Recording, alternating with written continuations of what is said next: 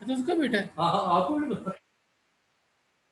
ये पकाते नहीं है, ये उठा के लाया शोएब मतलब। हाँ ये शोएब ही लाया हाँ उसको। जी। वो उसने मुझे आराम बताया। तो मैंने जरा उसके साथ बैठा हूँ ना, मैंने ही पूछा, वो तो बोलता नहीं जा रहा। मैं कहा तुम्हारे पापा जी का क्या नाम? कहता सलीम। मैं कहा सलीम। अल्लाह। तो पूछा जब मैंने, तो कहता सलीम चुटकाई। मैं कहा अच्छा आप सलीम चुटकाई के बेटे? मैं कहा बताया नहीं सही यार। अल्लाह कमाल है। जिसको छेड़ते हैं ना वही आगे से वही कोई ना कोई चक्कर डाल चुका होता है। अच्छा, मैं मुझे इल्म ही नहीं है। अच्छा आपको भी नहीं समझ। तो जी अंदर ही बैठ खिचड़ियाँ पकाते थे, अपने बंदे पॉइंट करते रहे ये सारी। उस ऐसा कि मुझे बेबसी का अंदाजा होता है शरीफ आदमी की ना। अच्छा वो बेबस चल रहा है किस्म। वो सीधा सीधा चलते हैं। वो शरीफ आदमी है सर, उसको पता नहीं अंदर खा के। सर वो तो इलेक्ट्रिशियन नहीं छोड़ता, एसी वाला नहीं छोड़ता उस बच्चे को, बेचारे बेचारे को ना। अंदर मुझे खाते वो तरस आता है उसे देख के ना। ये सर मतलब फंसा हुआ बेचारा मतलब। कितनी बुरी बात। सही अच्छा, बात है, कोई जिंदगी नहीं, वही कहते हैं। लेकिन जो वो भी लगा हुआ है कि सारा सेटअप खराब करने से बेहतर है कि चलो जो खा रहा है खाने, तो मुझे भी तो कुछ आ ही रहना। हाँ सही बात है। ये क्या हो गया? ये तो हो गया, ये क्या वीडियो का।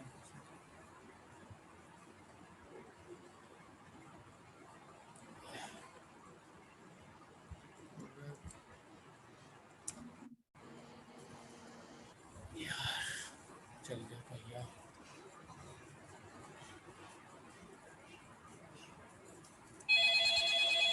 कर रहा हूँ यार, लिंक की सेंड कर रहा हूँ सबको भाईजान।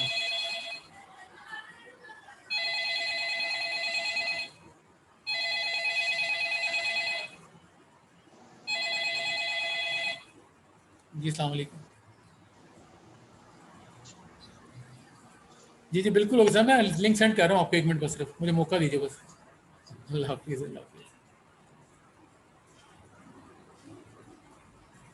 भाई मौका तो दियो।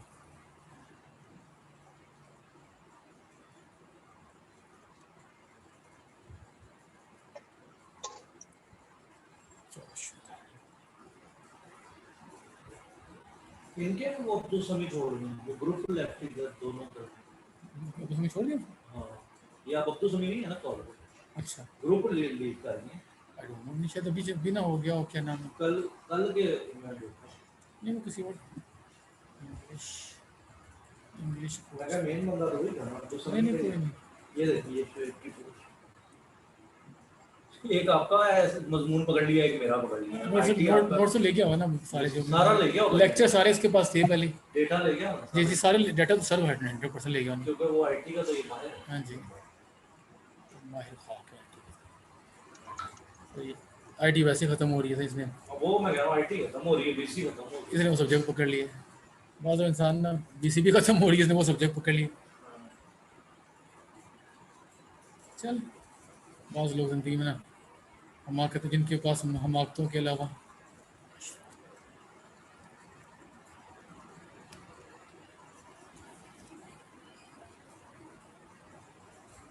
मशहूर चला गया। है। का है भी इस्लामाबाद, अभी चला गया। और ये भी इस्लामाबाद। क्या है क्या भाई। इसकी क्या चलनी है फिर, शकील ताहिर भी गया और ज़िया भी गया तो। LLB एमए इंग्लिश भी लिखते हैं, एमए इंग्लिश तो नहीं है। तो पूछूंगा इसकी साहब की था, मैं एमए इंग्लिश की करता हूँ। इस वाले इस तरह के काम करता हूँ। इनके चलते हैं।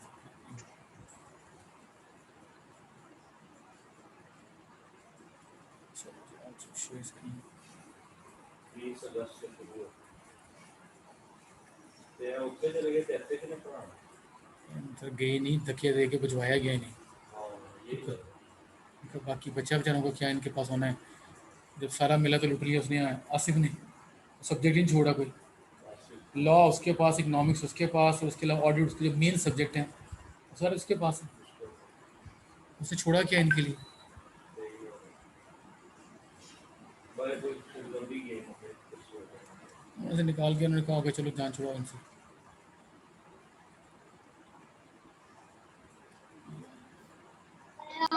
हो जाए यार, 2 मिनट का काम। सिस्टम स्टक हो गया यार। 2 मिनट तक खांसी बचे थे।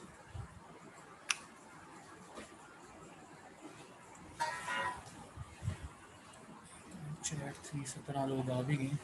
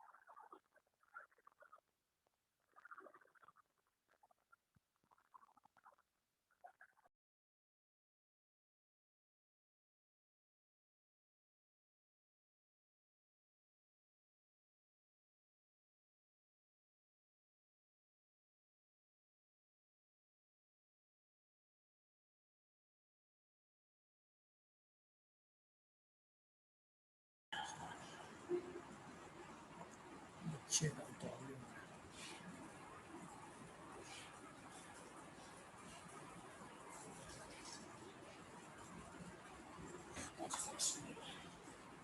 शुक्र है चाहिए। अच्छा अब ये वाले पढ़ने पे क्या इनको इसके लिए लिखा है? औज़ु बिल्लाहि मिनश शैतानिर रजीम बिस्मिल्लाहिर रहमानिर रहीम नहमदुहु व नुसल्ली अला रसूलिहिल करीम मुहम्मदिन व अला आलिहि व अस्हाबिहि अजमाइन। अस्सलामु अलैकुम रहमतुल्लाह एंड वालेकुम अस्सलाम व रहमतुल्लाहि व बरकातुहू। अच्छा जी जनाब, जहाँ से सिलसिला रुका था अब दोबारा हम वहीं से इंशाअल्लाह स्टार्ट करने लगे हैं और आज हमारे सामने टेंसेस के कुछ पेजेस हैं और एक अच्छी बात है माशाल्लाह कि लिखा हुआ है सिर्फ 3 सिफात की मदद से तमाम टेंसेस को जानिए। अंग्रेज़ी ज़ुबान में कुल 20 टेंसेस हैं। अच्छा जी, 12 एक्टिव वॉइस है, ठीक है, 4 प्रेजेंट के, 4 पास्ट के और 4 फ्यूचर के, 12 और 8 पैसिव हैं, तो इस तरह से 20 हो गए। आगे कहते हैं जी, इंग्लिश क्लब डॉट पीके में हम आपको इन तमाम टेंसेस को समझने का आसान तरीका बताते हैं। नीचे दिए गए 3 सिफात की मदद से आप तमाम टेंसेस को आसानी से समझ सकते हैं। तो पहली बात यह है कि पहला टेंस है अंग्रेज़ी में प्रेजेंट इंडेफिनिट टेंस। अंग्रेज़ इसको इंडेफिनिट नहीं कहता, अंग्रेज़ों की ग्रामर में अगर पढ़े ना तो वो कहते हैं सिंपल प्रेजेंट टेंस। तो पहली बात यह है कि ये है सिंपल प्रेजेंट टेंस। इनडेफिनेट का मतलब होता है गैर मुअय्यन। तो बहरहाल आप इसको समझें कि इसमें क्या होता है। 4 जुमले हैं पहले टेंस के। मैं अपने डॉक्टर को ख़त लिखता हूँ। मैं आई लिखता राइट, एक ए लेटर ख़त ऑब्जेक्ट, टू प्रेपोजिशन, को माई मेरा एडजेक्टिव या प्रोनाउन और डॉक्टर तबीब। तो I write a letter to my doctor. Simple present tense में क्या होता है कि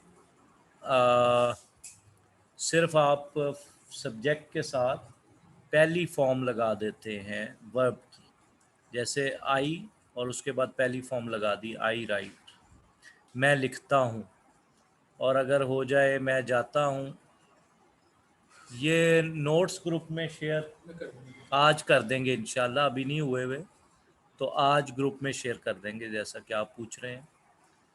मैं अपने डॉक्टर को ख़त नहीं लिखता हूँ अगर आ जाए, नाफिया आ जाए तो आई के साथ डू नॉट, तो I do not write a letter to my doctor, कि मैं ख़त नहीं लिखता हूँ अपने तबीब को। तो आई राइट मैं लिखता हूँ और मैं नहीं लिखता आई do not right. He she it जो होता है ना नाम और वाहिद सिंगुलर, उनके साथ डज नॉट आता है।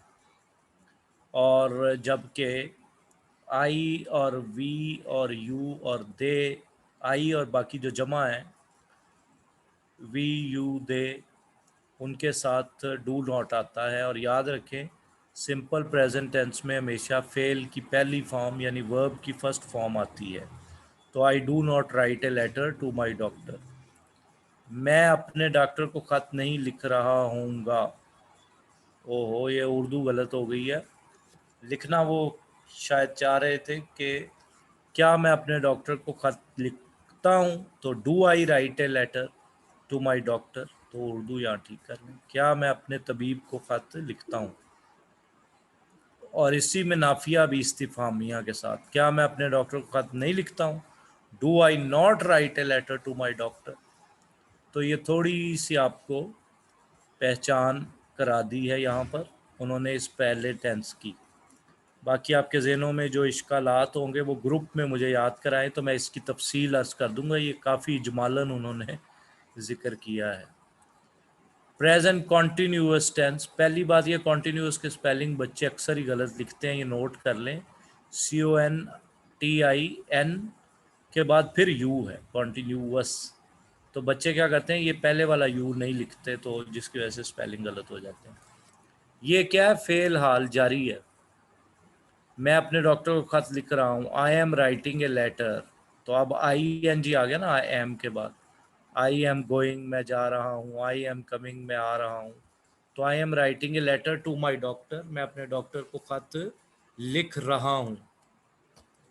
अच्छा, मैं अपने डॉक्टर को खत नहीं लिख रहा हूं अगर नाफिया आ गया है, तो I am not writing a letter to my doctor. I am not writing a letter to my doctor. अच्छा, क्या मैं अपने डॉक्टर को खत लिख रहा हूं, तो am I writing a letter to my doctor, सवालिया इस्तिफामिया।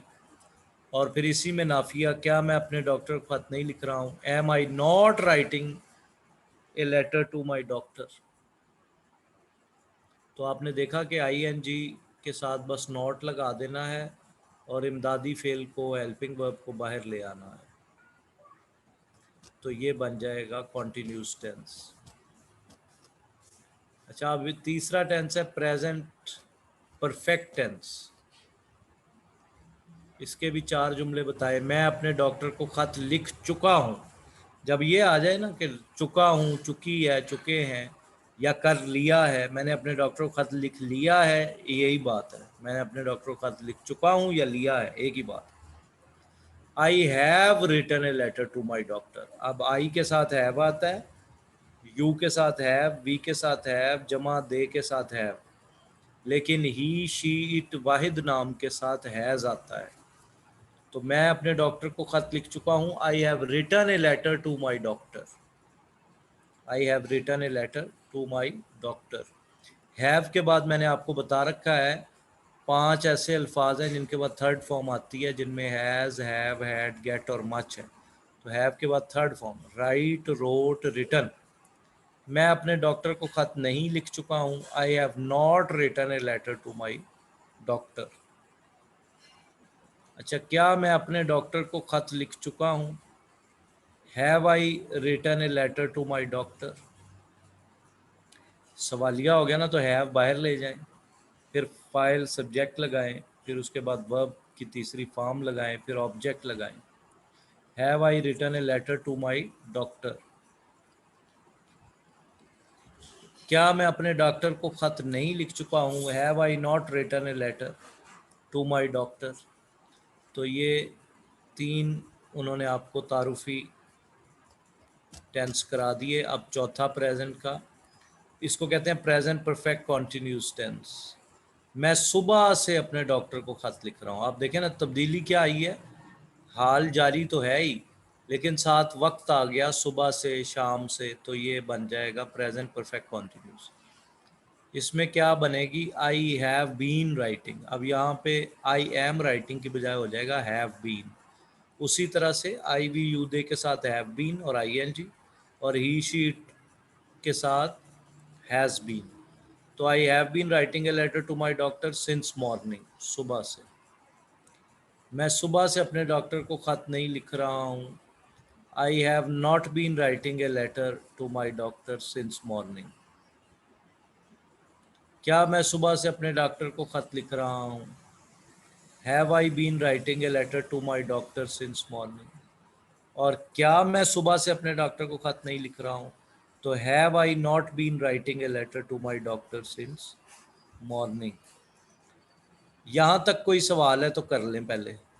ये प्रेजेंट के हमने मुकम्मल किए हैं ना 4 जुमले, तो कोई सवाल ज़हन में आ रहा है तो लिख के कर लें बेशक, ताकि फिर इसके आगे मजहूल फ़िक्रे आ रहे हैं, ताकि सवालों से कोई इश्काल है तो दूर हो जाए, कोई कन्फ्यूजन है तो दूर हो जाए, फिर हम आगे भी चलते हैं।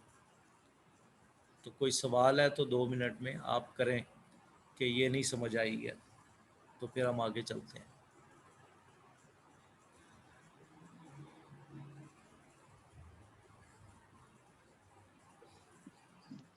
पर ये हैव का तो पता चल गया, हैड का इस्तेमाल कहाँ होगा, अगर इसके बारे में भी इरशाद फरमा दे तो।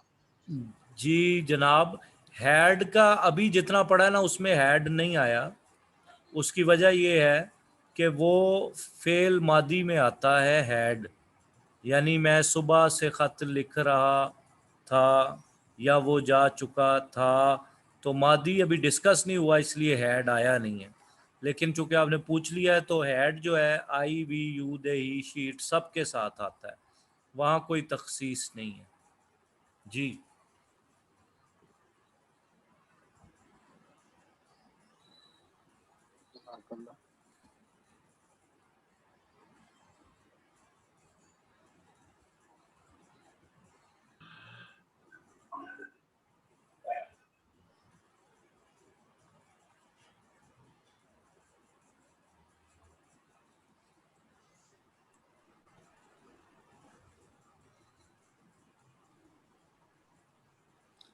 चलें जी, कोई सवाल नहीं है तो फिलहाल आगे चलते हैं, फिर एंड पे ही टाइम बचाएंगे। अच्छा, अब इनके मजहूल फिक्रे आ गए हैं। मजहूल का की 2-3 बातें याद रखें। वैसे तो हर टेंस में उसका उसूल मुख्तलिफ होगा, लेकिन एक बड़ी सबसे बुनियादी बात याद रखें कि मजहूल जिनको अंग्रेज़ी में पैसिव वॉइस कहते हैं, उसमें हमेशा थर्ड फॉर्म आती है। एक बात, थर्ड फॉर्म किसकी? वर्ब की। दूसरी बात यह है कि ये तादाद में 8 हैं, यानी सिंपल प्रेजेंट, फिर प्रेजेंट कॉन्टिन्यूस और प्रेजेंट परफेक्ट, ये 3 के पैसिव बनेंगे। चौथा जो है ना, प्रेजेंट परफेक्ट कॉन्टिन्यूस, उसका पैसिव नहीं बनता। इसी तरह पास्ट परफेक्ट कॉन्टिन्यूस का भी नहीं बनता। इसी तरह फ्यूचर कॉन्टिन्यूस का भी नहीं बनता, और फ्यूचर कॉन्टिन्यूस का भी नहीं बनता, और फ्यूचर परफेक्ट कॉन्टिन्यूस का भी नहीं बनता। तो इसी तरह 4 निकल जाएंगे 8 में से, तो बाकी 4 निकल जाएंगे 12 में से, तो बाकी 8 रह जाएंगे। तो 2 बातें ये हो गई। और तीसरा, पैसिव बनाने की ज़रूरत तब पेश आती है जब फेल वर्ब अहम हो और नाउन सब्जेक्ट इतना अहम ना हो। मसलन पौधों को पानी दिया जाता है, अब किसने दिया पानी ये अहम नहीं है, बल्कि ये अमल अहम है कि पौधों को पानी दिया जाता है। ख़त लिखा गया, ख़त लिखा जाना अहम है, किसने लिखा ये गैर अहम है। अच्छा, आप पढ़ते हैं, अपने डॉक्टर को ख़त मुझसे लिखा जाता है। इनका तर्जुमा बस ऐसे ही बनता है, ये अंग्रेज़ी में ही ज़्यादा ठीक इनका तसलसल है। A letter is written, active voice में है आई राइट ए लेटर, तो पैसिव है a letter is written by me to the doctor.